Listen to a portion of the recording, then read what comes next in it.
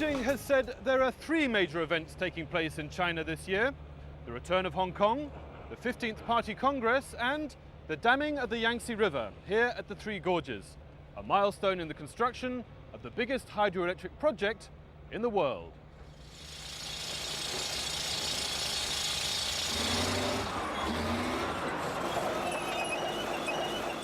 I'm Robert Stern in Hubei province, central China. Welcome to this CNBC special report on this massive and controversial mega project. Its supporters see it as a symbol of national pride, an engineering marvel that will virtually eliminate the curse of flooding and generate vast quantities of cheap, clean, renewable energy. Its critics see it as a Stalinist white elephant that won't work, will disrupt the lives of millions, and could create an environmental catastrophe. The Three Gorges Dam has become a potent symbol of China's political development, as well as its remarkable economic and technical progress. As this massive project approaches its 2009 completion date, it will only attract more attention as China continues its historic transition. But first, a look at the river itself. The Yangtze, as it's known outside China, or Changjiang, the Long River as it's known to the Chinese, is the world's third largest river. From its source in the Shanghai Tibetan Plateau, it flows more than 6,000 kilometers through the towering Three Gorges, past the dam site, and down to the sea at Shanghai. It divides the wheat-eating north of China from the rice-eating south, and its rich floodplains sustain hundreds of millions of people. But as well as bringing plenty, the Yangtze also regularly brings devastation. For those living along the Yangtze, death and destruction from floods have been a fact of life for thousands of years. 140,000 died in 1931, when the waters inundated Wuhan's customs house. The river has left its mark on public buildings and on monuments honouring those who died defending the complex system of levees. And the job's getting tougher. As the Yangtze deposits more sediment, embankments have to be built higher. Over many of the river's most populated stretches, peak water level is as much as 17 meters above the surrounding land. When the Ming Dynasty residents of Shashi built this pagoda to pacify the river dragons that regularly inundated their homes, they built it on top of the river embankment. Over the past 450 years, their descendants have had to raise the embankment a further 10 meters in order to save themselves from the same fate. Now China says it's found a way to end the relentless devastation. The basic purpose of the Three Gorges project is flood control. You can say this is the indispensable precondition to developing the Yangtze. We have no other choice. But the Three Gorges Dam is designed for more than flood control.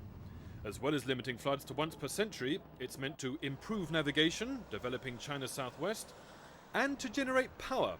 Its 18-megawatt plant is nearly 9% of China's current total capacity. But critics say the dam isn't about flood control, navigation, or energy. It's all about politics. They challenge the technical basis for all Beijing's claims, saying numbers have been manipulated for non-scientific motives. Did you have a chance to take a look at our National Geographic article on the Three Gorges? Hydrological engineer Philip Williams is one such critic. It's not a dam that will solve flood control problems on the Yangtze. It is a monument to the previous leadership of the Communist Party of China.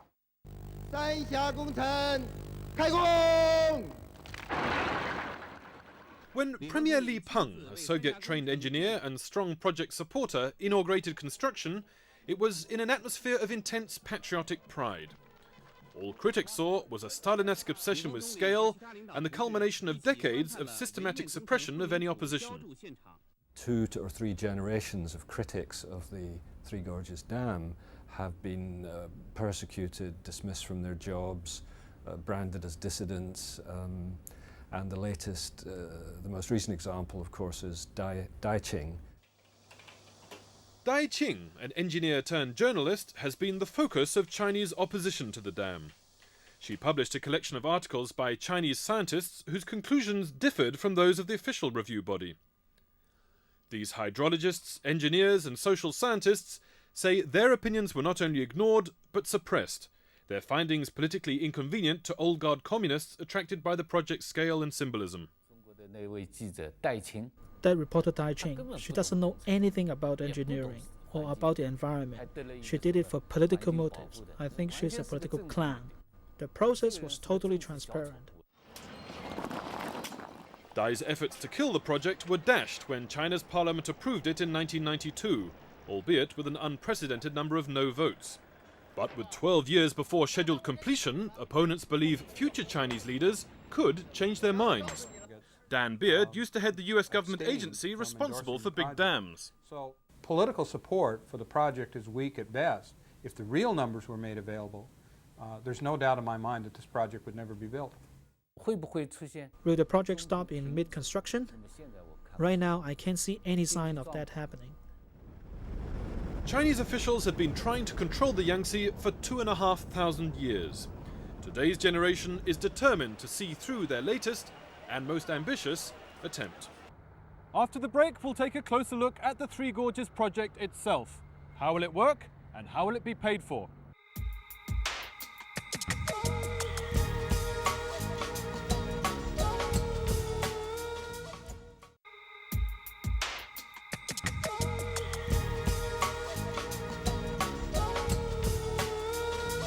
No one disputes the severity of the Yangtze's devastating floods, nor China's urgent need for non-polluting power generation.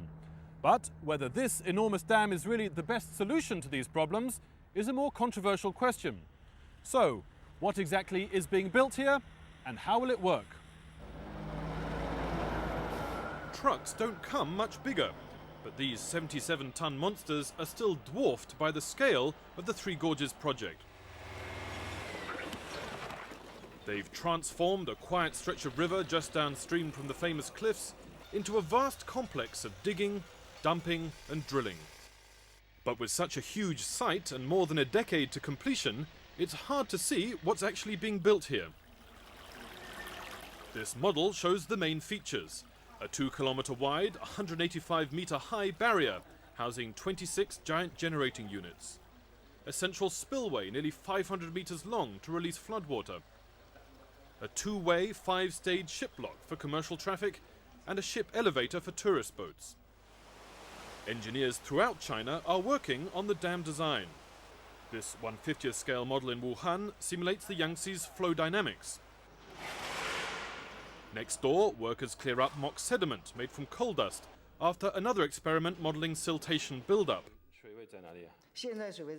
Project engineers are confident they've covered all the technical angles. All the project's major technical issues have been discussed by international experts, not just Chinese ones. So many questions are very well understood. Over the 7 decades since the idea of damming the Yangtze was first mooted, China has spent vast amounts of money and engineering expertise in researching the Three Gorges project. But not all dam experts believe the design they finally came up with is the best solution, or even that it will work at all. One of the most disturbing aspects of the Three Gorges Dam project is that in many instances it is an experimental technology. And particularly in this crucial issue of sedimentation and the attempt to control sedimentation. Controlling sedimentation is the key technical challenge to damming the silt-laden Yangtze. The Three Gorges design has tunnels at the dam base. These open during flood season to flush away the accumulated silt. Any failure or underestimate of silt volume could wreck all the dam's functions. Reservoir capacity would diminish, reducing flood control capability. Turbines would choke up, cutting power generation. And Chongqing Port would fill in, blocking navigation. There's no problem for sedimentation. We've built several dams on the Yellow River using this technique, like the Sanmenxia Dam, and they've all succeeded. But critics say the Sanmenxia Dam actually silted up within 2 years. In the dam building world, the Sanmenxia Dam is regarded as a huge fiasco of sediment management. With engineers disputing the efficacy of what has been built, it's no surprise they clash on what will be built. For example, the dam's navigation system features world firsts, like the 5-stage ship lock and the 120-metre long ship elevator, 50% larger than the biggest built. Some engineers, like this member of a Canadian team that concluded the dam was feasible, say they're simply extensions of proven technology. Ship lock and the dam could be handled with our current knowledge of engineering. Others see the project's ambitious scale as entering uncharted and dangerous waters. That learning curve is being ignored. It's assumed that there's going to be no problems, that this is established technology. It is not. Three Gorges engineers now have the chance to prove their theories. Opponents still hope they're never put to the test. But meanwhile, each truckload of earth is one more step towards turning the blueprints into reality. Engineering isn't the only problem facing the dam builders. They also have to find the money to finance this massive undertaking. They say most of the funding will be provided by China itself, but money from overseas will play its part too. 40 kilometers downstream from the Three Gorges project site is the Gorges Dam. It's a trial version of its giant upstream neighbour, and its hydropower will help pay the Three Gorges bill. The official budget is 200 billion renminbi, around 25 billion US dollars. Beijing stresses this isn't so much, spread over a 17-year construction period, and says the project is running under budget. Do I believe those numbers? Absolutely not. Every large dam project that was ever constructed in the United States had certain things in common. The first is that the benefits of those projects were always overblown by the project proponents. And the costs of those projects were always underestimated. And there is nothing, in my experience in over 25 years in this business, to lead me to believe that Three Gorges is going to be any different. China says it can provide most of the money itself and has put numbers on the funds it can raise from the Gorges Dam, a national energy surcharge, Chinese bank loans, and revenue from the Three Gorges project itself, slated to start selling power in 2003. But no loans from the World Bank, so active in many similar Chinese projects. That's because China never asked. We thought the Three Gorges project may cause a lot of debate, and the World Bank application process is very petty. If we'd applied for a World Bank loan when the project was approved, it would never have gone ahead. There's another upside to not seeking funding from overseas aid organizations. China's decision to go it alone means it won't be hostage to the kind of environmental impact scrutiny that has delayed or killed similar mega projects elsewhere. But there are other sources of overseas financing. Like export credit. Foreign firms are supplying $750 million worth of equipment. All successful bidders had their government's financial backing. American companies didn't bother bidding after the US Exim Bank refused support on environmental and human rights grounds. Beijing isn't ruling out overseas bond or equity issues, seeing no problem in selling the project as a commercially viable venture. The Three Gorges project has a huge potential return. No project in the world can make a profit in such a short time. It will be completed in 2009, and our debt can be completely repaid by 2015. Bankers we spoke to were skeptical about these claims, saying foreign clients wouldn't invest in the project without state guarantees. But none would go on the record, citing the sensitivity of the Three Gorges issue and fears that negative comments could affect their China business. But they pointed out China doesn't need to go to the market. Beijing could channel general loans to the project, issue domestic bonds, or dip into its huge foreign currency reserves. That would mean never putting its claim that the dam is economical to the market test, but a much smoother ride. Another threat to the budget is corruption. Only 55% of the budget is for construction. The rest goes towards resettling those whose homes will be submerged. With the flooding of the reservoir comes a flood of money and temptation for local officials. There have already been cases of misused funds. The project boss acknowledges the danger, but says it's now under control. Of course, corruption is unavoidable, but anyone who's committed a crime has been replaced. So, as China ensures anyone jeopardizing the Three Gorges project pays the price, it pursues its efforts to foot the bill on its own. Coming up after the break, we'll take a look at the dam's impact on the environment and on the people who are going to have to move.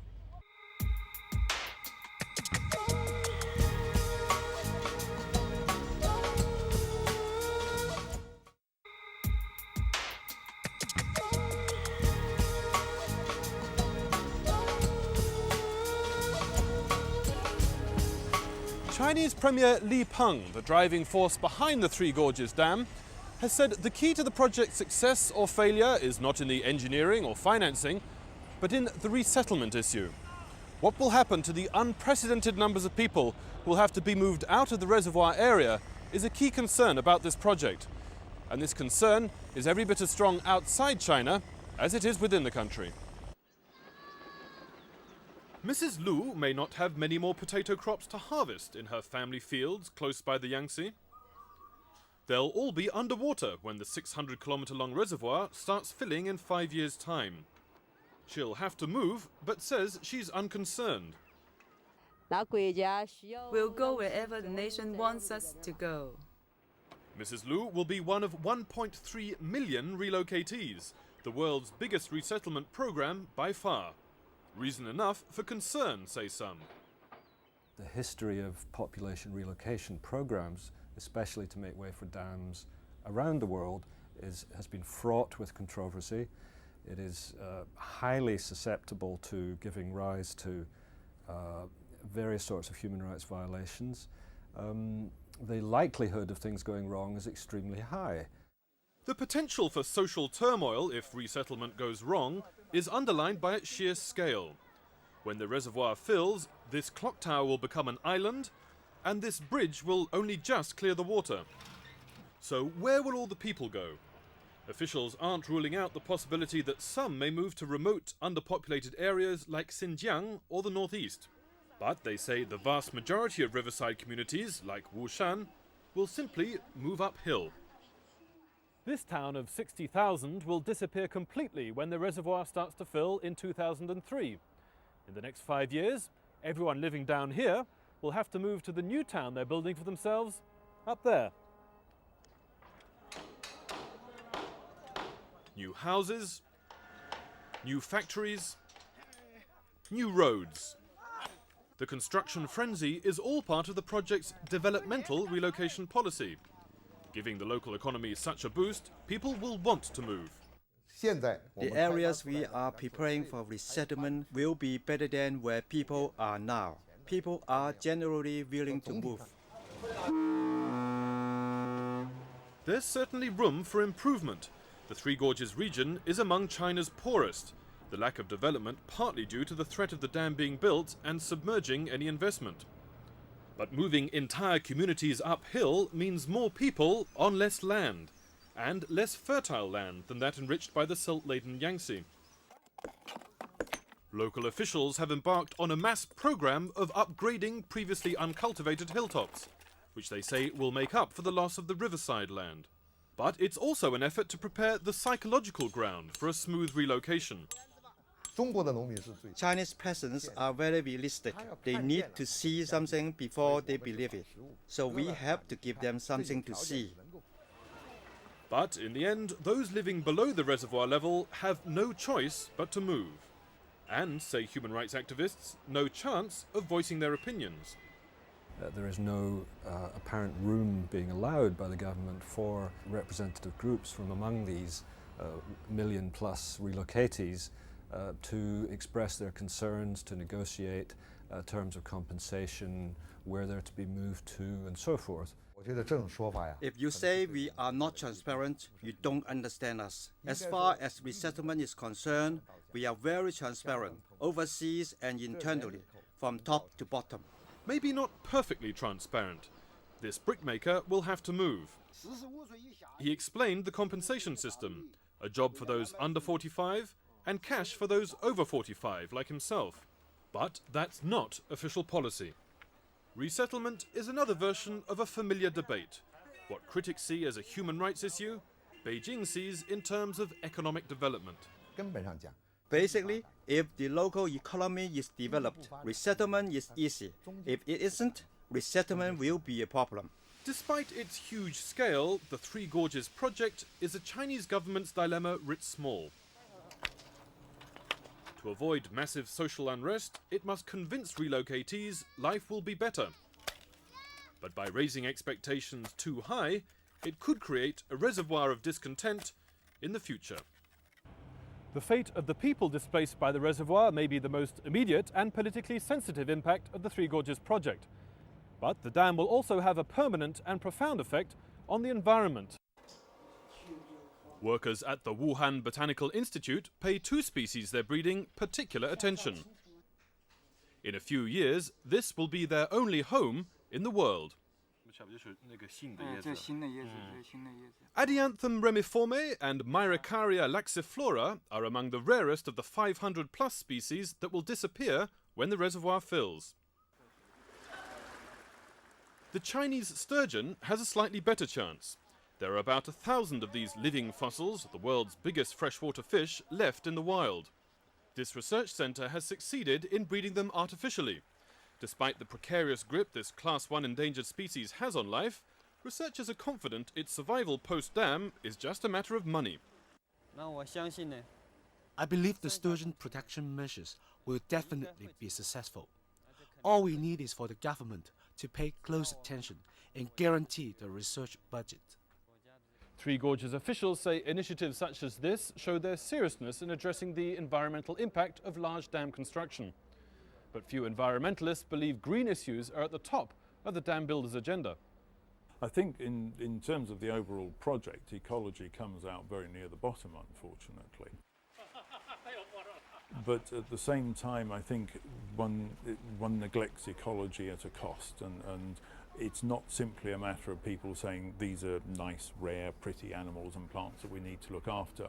It's a much more fundamental thing than that, that we're basically looking towards trying to safeguard the life support system for large numbers of people in parts of China. Project officials stress the dam's environmental benefits. Everyone knows hydroelectric power doesn't pollute the air or the environment. Beijing says the dam's downstream impact will be positive, reducing ecological damage from flooding and improving water quality. Many ecologists dispute that, saying lower flood levels could cause damage as far away as Shanghai, eroding coastline and increasing saltwater intrusion, polluting the city's drinking water. They say changes in water flow could harm wildlife and fisheries throughout the Middle Yangtze floodplain, especially two major drainage lakes, Dongting and Poyang. Should know any problem on this species. We have done some special study on these issues. But one ecologist who spent years working with forestry officials around Poyang says that's news to him and to his local colleagues. If such studies have been done even within China, perhaps they're not very well known either. Like so many controversies surrounding the Three Gorges project, the environmental debate becomes more about political process than technology, a matter of faith rather than objective analysis of the dam's impacts. I think it's one of these things that until you actually build it, you're not really going to know how severe they are. I feel quite confident that the environmental issues should be no problem for the Three Gorges project. But it's a long process. And throughout this long process, the Three Gorges project will continue to be a focus and reflection of China's modernization, its technical prowess, financial power, economic needs, and political maturity. In this watershed year for China's development, the country's biggest engineering project since the Great Wall is more than ever a microcosm of national progress. And that's our CNBC special report on the Three Gorges Dam project.